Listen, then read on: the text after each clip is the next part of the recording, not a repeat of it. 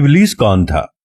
इबलीस की नस्ल की इब्तदा जिस जिन से हुई उसका नाम तारानोस कहा जाता है। तारानोस इबलीस से 1,44,000 साल कबल दुनिया पे मौजूद था। तारानोस की नस्ल तेजी से बढ़ी क्योंकि इस पे मौत तारी नहीं होती थी और ना बीमारी लगती थी। अलबत्ता ये चूंकि आतशी मखलूक थी तो सरकशी बदरजा उत्तम मौजूद थी। इस जिन्नों की नस्ल को पहली मौत फरिश्तों के हाथों पैदाइश के 36,000 साल बाद आई, जिसकी वजह सरकशी थी। यहाँ पहली बार मौत की इब्तदा हुई। इससे पहले मौत नहीं होती थी। बाद में चलपानीस नामी एक नेक जिन को जिन्नात की हिदायत का जिम्मा सौंपा गया और वो ही शाह जिन्नात करार पाया। इसके बाद बामोस को ये जिम्मेदारी दी गई। बामोस के दौर में चलीपा और तलबीस की पैदाइश हुई। ये दोनों अपने वक्त के बेहद बहादुर जिन्नात थे और इनकी कौम ने चलीपा को शाशेन का लक़ब उसके शेर जैसे सर की वजह से दिया। इन दोनों जिन्नात की वजह से सारी कौम कहने लगी कि हमें इस वक्त तक कोई नहीं हरा सकता जब तक शाशीन और तबलीस हमारे दरमियान मौजूद हैं। इन दोनों की वजह से कौम के जिन्नात आसमान तक रसाई करने लगे और तीसरे आसमान पर जाकर शरारत कराते।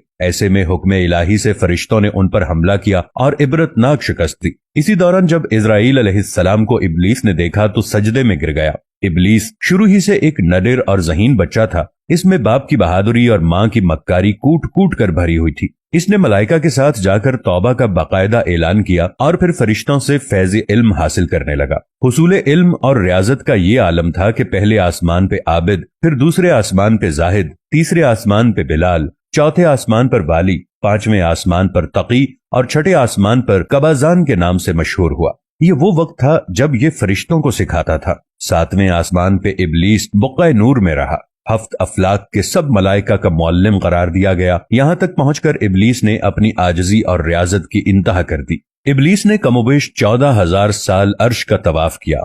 उसने यहाँ फरिश्तों में उस्ताद सरदार अज़ाज़ील के नाम से शोहरत पाई और कमोबेश 30,000 साल मुक़र्रबीन फरिश्तों का उस्ताद रहा। इबलीस के दरसोवाज की मियाद कमोबेश 20,000 साल है। फरिश्तों के साथ क़याम की मुद्दत कमोबेश 80,000 साल है। इबलीस को हुक्म हुआ कि दारोग़े जन्नत रिदवान की मुआवनत करो और अहले जन्नत फरिश्तों को अपने इल्म फजल से बहरावर करो। यूं इबलीस को जन्नत में दाखिले का परवाना मिल गया और जन्नत में भी अपने इल्म से दारोग़े जन्नत रिजवान को सैराब किया और यूं जन्नत रिजवान की कुंजियां इबलीस के पास रहीं। रिवायत के मुताबिक इबलीस खजानची के फराइज 40,000 साल तक अंजाम देता रहा। यही वो मकाम आला तरीन जन्नत रिजवान ही था जहां इबलीस ने पहली बार बादशाहत के ख्वाब देखना शुरू किए। उस वक्त इबलीस के पास हफ्त अक़लीम, अफलाक, जन्नत और दोज़ख सब का इख्तियार था और उसने चप्पे चप्पे पे सजदे किए थे। मगर यहाँ पे इबलीस आजिज़ी से पहली बार भटका और खुद को बादशाह बनाने और रब बन जाने के ख्वाब देखना शुरू किए। कई मलाइका के सामने रबूबियत की बाबत बात भी की मगर मलाइका के इनकार के सबब चुप हो गया और यूं निजाम चलता रहा। मगर इस सब से अल्लाह ताला की जात बेखबर न थी। फिर आदम अलैहिस्सलाम की तख्लीक का मरहला आया जैसे कुरान मजीद में वाक़यात बयान हुए हैं।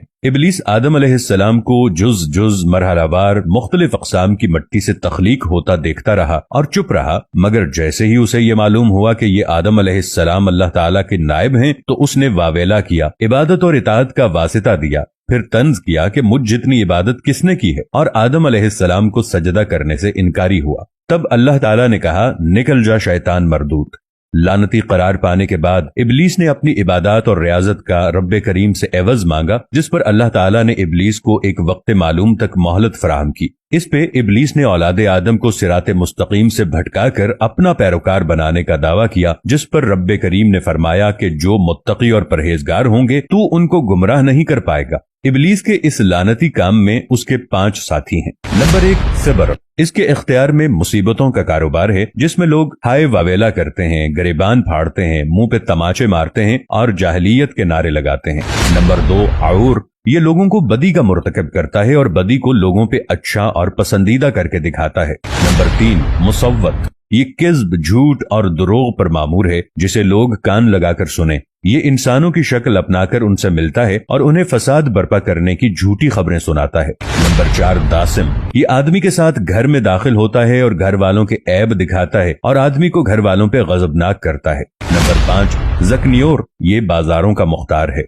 बाजारों में आकर ये बददियानती के झंडे गाड़ता है, बाजारों में बुराइयों और फहाशी पे वरगलाता है।